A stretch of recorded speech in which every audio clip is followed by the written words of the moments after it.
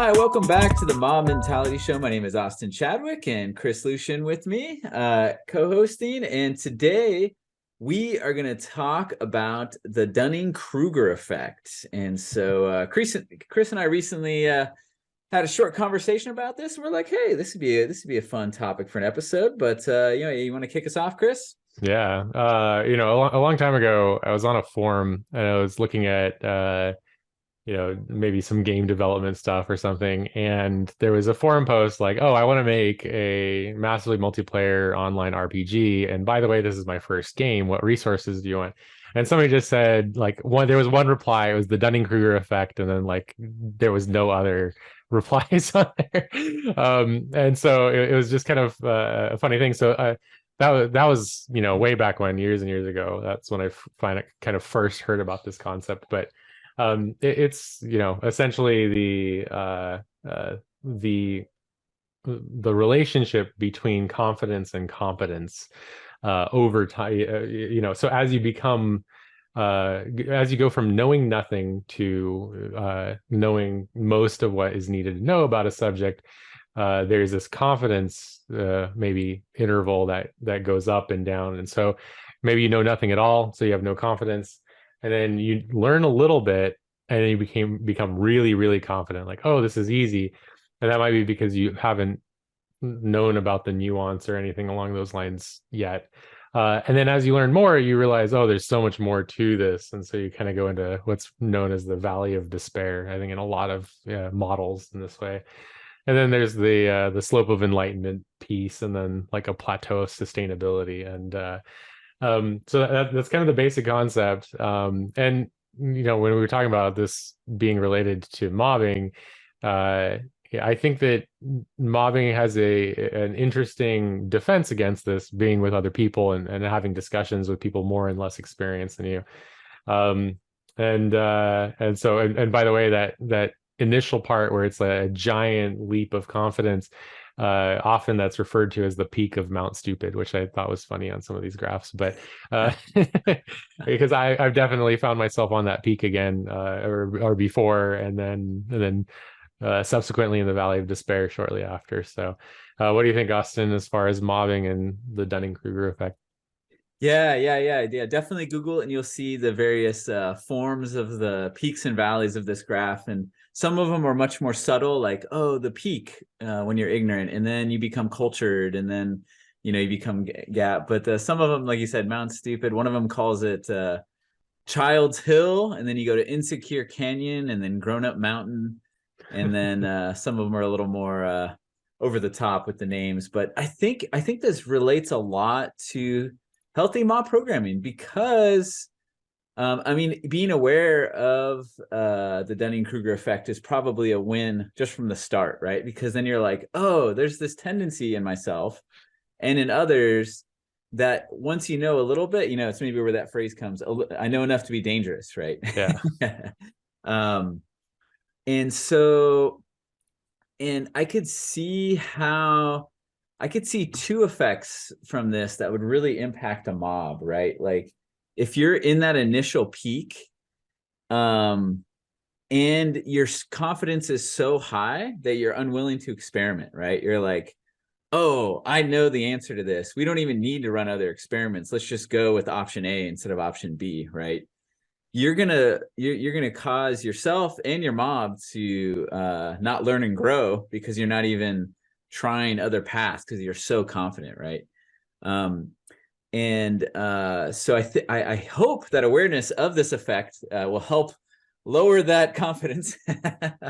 And there's another version of it too. Like, even if your confidence is not so high that you're unwilling to experiment, but you're still going to go kind of through this emotional roller coaster, right? Yeah. Like what do some of them call it? Like the valley of despair, right? Like, Yeah. Maybe I don't know a lot about this theory, but can you avoid the Dunning-Kruger effect? You know what I mean? And so for me, I see this and I'm like, I want to avoid this. I don't want to be in despair, right? And so I don't, so is there a way where, even though I'm feeling confident, to not be aware enough to not stake my, I don't know, emotional well-being that I'm going to be right with Yeah. whatever we're going to try, right? I don't know. What are your thoughts, Chris? Do you think you Yeah. can avoid the Dunning-Kruger effect? Well, I think maybe it's if you're trying to coach up grittiness, right? So kind of going back to our conversations about grit and coaching. Yeah. Um, I think that gritty people end up making it through the valley of despair. When they set out to do something, it's like, hey, I'm really confident. It's like, I've had many friends be like, oh, I'm gonna write a book. And then like they start doing it and they're like, oh yeah, I totally got this. And then like they don't really understand the nuance and then they just never do it. Like they never kind of finish it out. And I think that comes a bit from Valley of Despair, or like, okay, well, I'm just gonna have to do that over and over again. I don't want to do that, so I'm gonna just go do something else, right? So I think when you're talking to somebody who maybe needs to become more gritty or think about grit as a thing, then saying like, hey, you've just gone through the first cycle of the Dunning-Kruger effect and you're a bit of in the valley of despair right now, but don't worry, it gets better, but it takes a lot of investment and time. So I find that I use this terminology like in that context a lot. And so it's not avoiding the Dunning-Kruger effect. It's more of teaching people to use it to instill grit. Mm, Has been my like history with it, I think. And yeah. then also when people are coming up with grand ideas and being, so it's like that person saying like, oh, hey, build this website and then that I had an idea for, and then we'll split the profits 50-50. It's like, okay, well, the idea was like free for you to make, but the website actually has tons of nuance and technical, and so I think that maybe because somebody made a basic website before, they know what it takes to do the rest of it. And now they're off like being the idea person. That I think is like, okay, well, maybe let's talk about the Dunning-Kruger effect and like a little bit of Yeah. the time investment there. So both of those things I think come to mind when thinking about it in that context. Cool. Yeah, and I think for me, maybe maybe you can't avoid it completely, but maybe to use the more maybe exaggerated term for that first peak, Mount Stupid. Is there a way to try to maybe grow in like maybe classic humility to be like, hey, I've learned a few terms and, I did my first unit test or whatever, to think like, hey, I probably am not an expert right now. Yeah, yeah. Like that Well, my confidence, to go into it still excited, like enthusiastic, but just to not it's almost like and maybe this isn't possible. So yeah, this is kind of going into innovation, I think, a little bit. yeah, You hear some VCs talk, and they think it's almost like the way they talk is like someone coming up with an innovation. It's like 99% going to fail, but every entrepreneur or innovator needs to believe that their thing is never going to fail, or else they'll yeah, give up on it, right? yeah, yeah. And to me, I'm always like, no, I think it's possible to like put a lot of time into something, but not have to believe that this is 100% going to work. Like, like, can you Yeah. have grit without insane amounts of confidence when you really don't have knowledge? I don't know. Yeah. So I'll just ask this back is like, is Yeah. learning about the Dunning-Kruger effect part of the slope of enlightenment to like doing anything, right? So Yeah. you know, I think that the problem is that by the time you know about the Dunning-Kruger effect, you've experienced enough to understand what that pitfall is in the first place. And so Yeah. it's a Yeah. lot of, a lot of novice people, especially I think I see it a lot with mentor, like a novice with a mentor, right? So Mm. and there are a lot of movies like this, right? Like it's like, oh, I know, I've learned from you, master, and now I'm ready to go. It's like, but you're still a white belt. And like, so and they walk out the door super confident until they get beat up on the street or something like that. And so I don't know, it really might just be something that people have to go through and experience at least the first few times to really understand what it means for subsequent work, because I think you become more masterful at learning new things, and the avoidance of the Dunning-Kruger effect is part of the slope of enlightenment of just learning, right? So I don't know.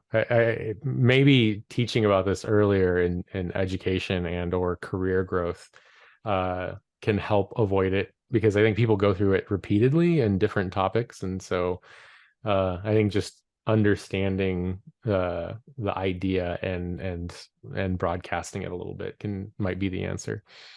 Yeah, for sure. Oh, and I don't know if this is the movie you're referencing, but in Zorro, I found it. It said, you would have fought very bravely and died very quickly. Yes. Who Yeah. then would avenge your brother? Yeah. Yep. So, yeah. So I think you're right. Yeah. So it's maybe, it's almost like the satire change or any of these other things where maybe just making your mob aware of it if you feel like they're struggling with one of the peaks or valleys, right? Yeah. Um, But it also can come off as an insult too. It's like, are you at the peak of Mount Stupid right now? But yeah. so be careful how you phrase it. But Yeah. it's like, how many learning sessions have we done with this? How, Mhm. are we running into some nuance that we didn't uncover in our test scenarios, or something along those lines? Because I think yeah, but I think the people that are gritty and make it to the other side of the valley of despair um, come out through that process, maybe a little bit more refined in their thinking. And so it's, I don't know if it's necessarily a bad thing to go through the whole process, but it is, you can make rash decisions if you're not paying attention to it.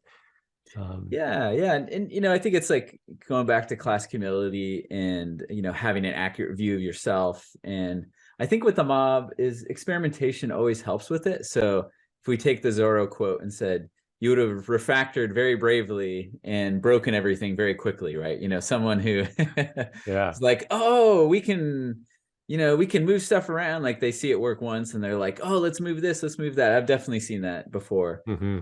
But where you can, instead of saying like, hey, you're on Mount Stupid, it could be like, is there a way we can know if this refactor is going to break something, right? Like, can we write a test or can we make a small version of that refactor or something? I don't know. Yeah. Turn it into an experiment to be like, hey, your enthusiasm is awesome. Can we trust but verify, kind of thing or something? I don't know. Yeah. The my favorite is, let's rename this across the whole project. And then it's like, oh, it broke. How could it possibly broke? The automated tools. Oh, the function name was using a string to access the function by reflection. Yeah. And then all of a sudden you're doomed. Yeah, Um, exactly. yeah. Yes. Luckily we have source control for that, but Yes.